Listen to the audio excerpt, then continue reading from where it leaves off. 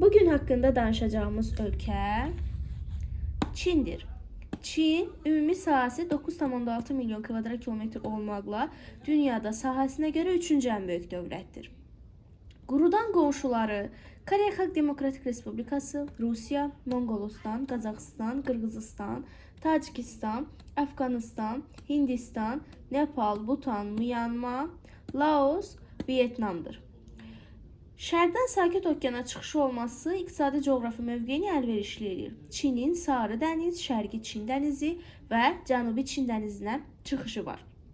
Çinin paytaxtı Pekin şəhəridir. Buna baxmayaraq ölkənin ən inkişaf etmiş şəhəri, həm də liman şəhəri olan Şanxay şəhəridir.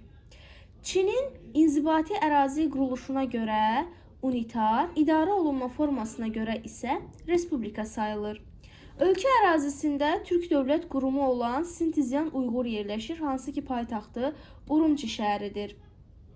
Buddizmin əsas mərkəzlərindən biri olan Lxasa şəhəri də məhz Çin ərazisində yerləşir.